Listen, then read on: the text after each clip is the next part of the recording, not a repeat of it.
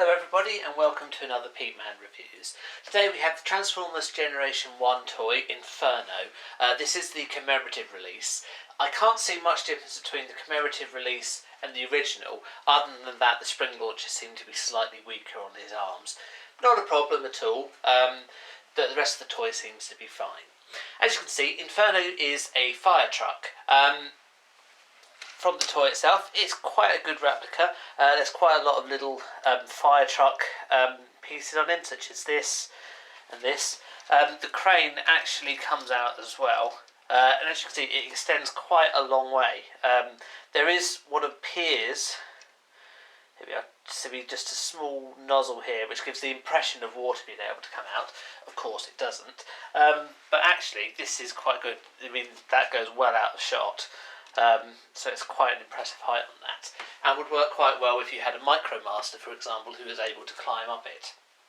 At the very least, it's quite interactive for that. The crane doesn't move at all, which is a bit disappointing, but otherwise it's quite good. In common with Grapple, who is based on the toy of Inferno, or maybe Inferno's based on the toy and Grapple, I'm not sure which way they came out. The cab does completely open like that, and as we can see, there is room there for a man to sit, which holds back to this toy's roots of it not being an original design just for Transformers. It was also designed for people to sit in, so I believe that's Diaclone, or it might be a Microman, I'm not sure. Regardless, as you can see, it's quite a good toy. Rubber wheels, and it looks quite solid. Transformation is fairly simple on this guy. I want to go over that now. So to begin with, you just want to slightly pull apart these, which releases that, goes up like that, and the feet go out like that. Now, the arms just pop up like that, and again here, see there's a little hole there and a tab there, which and a tab there, so they would just slot into that. They then just pivot out that way, and then they rotate down, and this part rotates up. Same on the other side, that rotates out and that rotates up. Now, for the head part, you can see there's a hook here, and there's a little tab here, and that hooks in, so you just need to bend that like that. That hooks in, you should be able to hear it click when it goes in, and that rotates down. And there we have him. So that's the basic toy change. Now Inferno does come with some kibble. These are the kibbles. So these slot into the sides here. So what you can see, it's not actually a specific hole for them, but they slot just into that, I believe, or am I not looking at that correctly? I'm not, I didn't think I was. There is a specific hole for them. Let's try and show, there we are. It's just there. And they slot into that, like that. And again, you can see it's just there, it's hidden. They are a bit awkward to see, which is why I missed it the first time. And that's how they slot. And then he comes with the standard hand and missile. He does have another hand, but you'll notice the actual launchers are the same. So were these launchers a bit stronger, Inferno could launch his hand. Quite why he would want to, don't know, but there we are. Now I've opted to go for this look, as that's the more common look. It's actually very similar to Grapple. I say very similar, I mean of course absolutely identical, as they are identical in terms of mould. The only difference is Inferno, with these extra parts here, it does have the effect of making the toy look slightly different, and actually works quite well. In common with Grapple, Inferno has some of the best arm movement articulation of any of the G1 toys.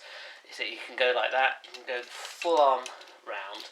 Now these do get a bit in the way, and they do fall off a bit, something that Grapple doesn't have, so that can limit a little bit his manoeuvrability. As you can see, they are prone to falling off as well, so they are a bit of a pain. This one's not going to sit back on there, is it? No. There we are. So that does make him a little bit more... While he can still move, you then have to constantly repose him, which is a bit of a pain. What's also quite a nice move is this. To have his little... There we are, if we turn him that side, I could tell that was going to happen. The little gun there for the water jet, that looks really quite well there. He is leaning back a little bit. That's the same problem that plagued Grapple. It's not noticeable at all, except if you look at the side-on view when it is fairly prominent. This isn't going to go back in. I had a feeling something like that would happen. Never mind. It's not a problem. It's just a bit annoying. The fact that the hole is just slightly too big to accommodate this. I don't know if that's a problem with X, the others, or not. I'm going to balance it like that. Size-wise, obviously we saw him with Grapple, now see him with Cup. Very similar heights, the two work very well together. And then just for something a little bit different, I'm also going to place him here with Shrapnel, the Insecticon. Obviously the Insecticon is much smaller. Quite a nice chrome, but much smaller. Again, it works quite well size-wise. It should do. They're all similar era. Obviously, Cup's slightly later, and I have to say considerably less detailed, but it works pretty well. So there we go.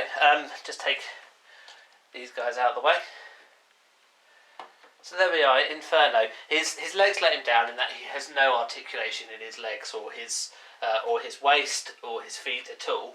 But the arms are probably, outside of the modern day Transformers, the best articulation of all of them.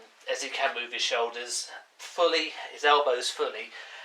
Grapple is probably the slightly easier one to manoeuvre, purely because Inferno has got those slightly awkward bits here, which are prone to falling off, as we've seen.